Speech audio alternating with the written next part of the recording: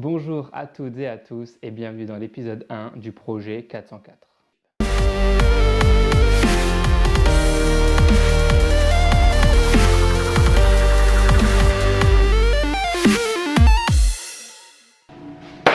Premier repas de la journée, il est bientôt 13h.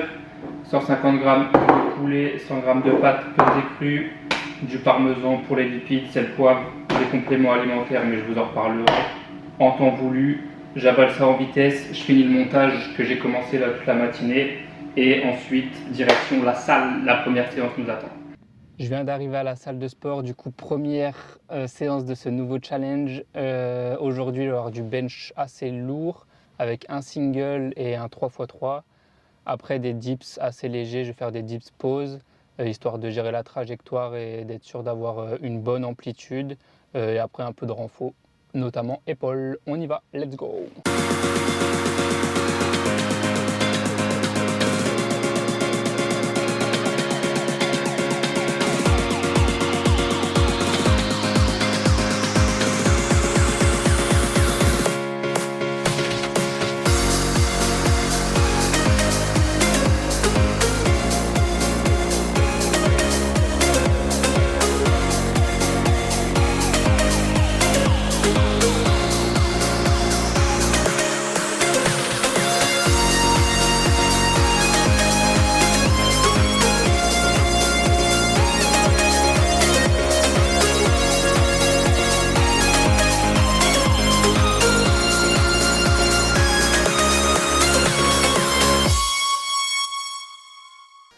Je vous récupère juste ici pour répondre aux quelques personnes qui m'ont demandé pourquoi est-ce que je me plaçais comme ça avant de faire mon bench. Alors il faut savoir que pour avoir un mouvement qui est optimal, il va falloir abaisser puis rétracter ses scapulas. Scapula, omoplate, c'est la même chose. Une fois que c'est fait, on va ancrer ses épaules le plus fort possible dans le banc. C'est ça que vous me voyez faire quand j'ai les pieds sur le banc. J'essaye vraiment d'enfoncer mes épaules le plus possible. Pourquoi est-ce qu'on fait ça? Il y a 3 grandes raisons. La première, ça va être pour une raison de stabilité. Il faut savoir que plus on va être stable, plus la position elle va être sécuritaire. Il y a plein de façons de se blesser sur ce mouvement, mais plus on va être stable et plus on réduit ses risques. Deuxièmement, avec les scapulas abaissés puis rétractés, on va être dans une position où on va pouvoir produire beaucoup plus de force. Et pour terminer, en faisant cette technique, on va venir forcément sortir la cage thoracique un peu plus et donc réduire l'amplitude du mouvement. Si on met 100 kg sur une barre, qu'il faut juste descendre de 2 cm puis remonter, c'est relativement simple. Si on doit descendre de 40 cm puis remonter ces 40 cm, c'est beaucoup plus compliqué. Tant que je vous ai ici, j'en profite pour vous expliquer pourquoi est-ce que je fais des dips pause. Faire un mouvement posé, que ce soit des dips ou autre, ça a plein d'avantages. Le premier, ça va être de travailler la partie la plus difficile du mouvement. Sur les dips, c'est la partie basse, à savoir le moment où on doit repousser. Là où sur une traction, ça serait la partie haute où il faut passer le menton au-dessus de la barre. La deuxième, c'est gérer l'amplitude. Comme je vous ai dit la semaine dernière, sur un dips, il faut que l'articulation du coude soit au-dessus de celle de l'épaule. Quand on est en train de faire le mouvement, c'est pas toujours évident de savoir si c'est le cas ou pas. Le fait de faire la pause nous permet de beaucoup plus facilement le savoir. Ensuite, on va avoir la gestion de la trajectoire. Si au moment de descendre, la trajectoire n'est pas bonne, on va tout de suite le sentir au moment de faire la pause. Soit la pause sera beaucoup plus compliquée, soit on va devoir se resituer pour pouvoir faire correctement la pause. Dans ces deux cas, on sait que la trajectoire n'était pas optimale et donc à corriger pour les prochaines répétitions. Et pour terminer, le fait de faire un dips pause va augmenter le temps sous tension. Au lieu de faire une répétition qui dure 3 secondes, la répétition va en durer 5. On a donc un temps sous tension plus élevé. Et qui dit temps sous tension plus élevé dit gain de masse musculaire plus important. Et même si ce n'est pas l'objectif premier du projet 404, je vous avoue que je crache pas dessus.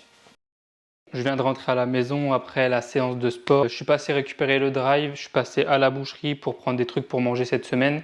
Il me reste encore 2-3 trucs à la maison, mais ça vous donne déjà 80% je pense de mon alimentation. Hop. On commence, boucherie, 500 g de rhum steak, 1 kg de dinde. J'ai ça pour ma semaine. Des fruits, bananes, mandarines, il me reste des pommes derrière. Ici, on a du bacon, j'aime bien me faire ça avec des œufs sur une tartine de pain grillé. Des iPro à boire, hyper simple le matin, moi j'ai pas du tout faim, donc j'aime bien juste boire un petit truc. En plus, 25 g de protéines, impeccable. Des lentilles, alors beaucoup détestent, moi j'adore ça, riche en fer, riche en protéines, magnifique. Des pâtes, la base de mon alimentation, c'est hyper rapide, c'est pas cher, tout ce qu'on aime bien. Souvent je mets un peu de parmesan dessus. Ensuite on retrouve des œufs, on a du thon, on a du skyr, alors souvent après la salle, d'ailleurs je vais en manger un maintenant. Donc là c'est goût stracciatella, j'en ai pris crème brûlée, j'ai pris 2-3 goûts comme ça. Il y a 400 grammes, ça fait quasiment 40 grammes de prot, impeccable après l'entraînement. Ici chocolat noir 90%, alors pareil il y en a beaucoup qui vont trouver ça écœurant, moi j'adore. La seule raison pour laquelle je prends pas 100%, c'est que là où je fais le drive ils en ont pas. En Australie je prenais du 100%, j'adore ça, c'est excellent. Et pour finir, du jus de raisin. Il faut savoir que quand je fais mes runs ou même mes séances de sport qui sont assez longues, je mélange de l'eau avec du jus de raisin et un peu de sel. Je vous en reparlerai plus tard pour la boisson. Donc 1 litre de jus de raisin, ça me fera la semaine. Du coup, je vais ranger tout ça. Je vais me faire mes petites portions de viande. En gros, j'ai 1,5 kg de viande. J'ai des petits sacs congélation comme ça. Donc je vais mettre 150 grammes par sac. Et comme ça, tous les jours, j'ai juste à sortir un sac congélation du congélateur. Je le mets à la poêle et ça va vite. C'est pratique. Mercredi matin, aujourd'hui au programme course à pied, c'est pour ça qu'on est équipé. J'ai 45 minutes d'endurance fondamentale, donc ça va se faire tranquillement avec un peu de musique dans les oreilles pour bien se réveiller, ça va être cool. Avant ma petite sortie, je prends un peu de force. C'est quasiment toujours le même petit déj, High Pro, 25% de protéines. Là aujourd'hui c'est fraise framboise, mais je varie les plaisirs. 2 tartines de pain que je vais faire griller sur lesquelles je vais mettre beurre de cacahuète. Si vous pouvez prendre du bio et 100% beurre de cacahuète, c'est pas mal. Là, c'est le cas. Du miel, pareil. Le combo, il est incroyable si vous voulez le tester. Beurre de cacahuète, miel, c'est magnifique. Et pour avoir un peu plus de glucides, une banane. J'avale tout ça et on est parti pour la sortie du jour.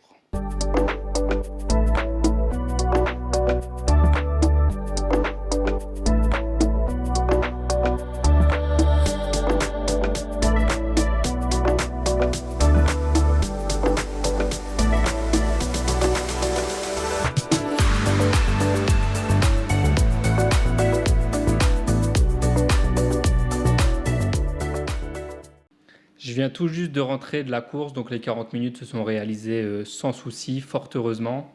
Au niveau de mon programme course à pied, donc j'ai 3 sorties par semaine. La première, c'est de l'endurance fondamentale, la deuxième, du fractionné, et la troisième, la sortie longue.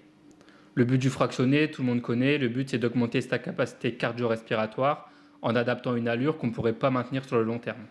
L'endurance fondamentale, c'est tout l'inverse. L'objectif, c'est d'accumuler du volume sans avoir de fatigue. Donc c'est d'être à une allure où on est vraiment à l'aise, on peut parler, on respire tranquillement par le nez. Quand on finit une séance d'endurance fondamentale, on n'est pas censé être fatigué. Et la sortie longue, donc ça le but c'est de rajouter un petit peu de temps ou un peu de distance chaque semaine pour se rapprocher de l'objectif. Ça y est, je suis équipé pour le fractionné de ce matin.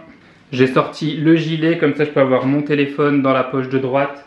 Avec mes écouteurs, ça me fait de la musique, ça passe un peu plus vite.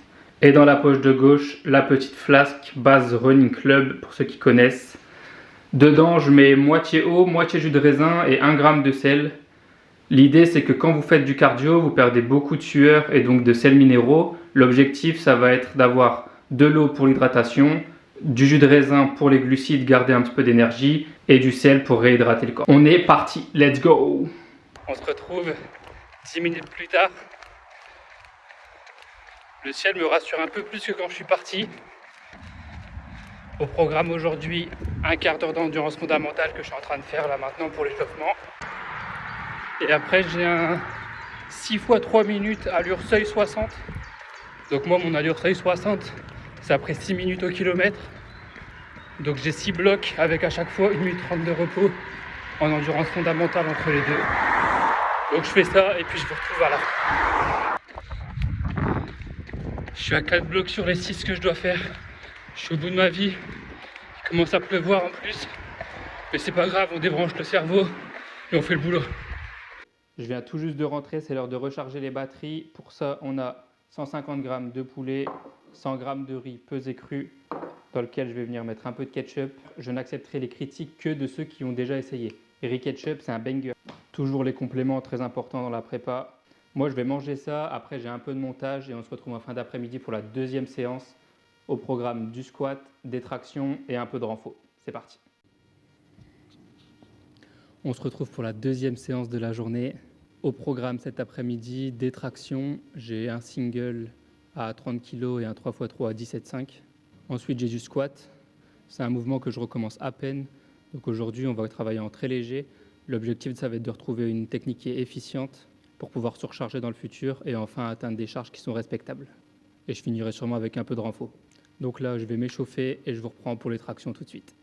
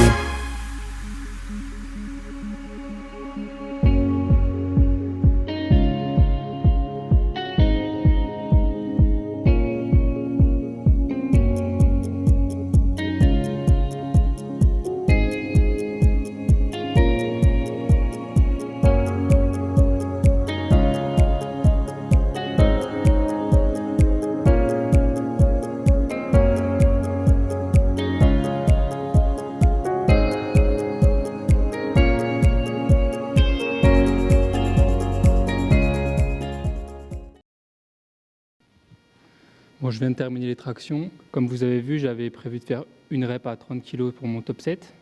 Ça m'a paru un petit peu lourd aujourd'hui, donc je suis resté conservateur avec 27,5. C'est que le début du bloc, donc le but c'est pas de pousser l'intensité trop haut. Ça sert à rien de se cramer tout de suite. Et après 3 fois 17,5, c'est passé relativement facilement. Donc là, je vais m'échauffer pour le squat et on passe à la suite.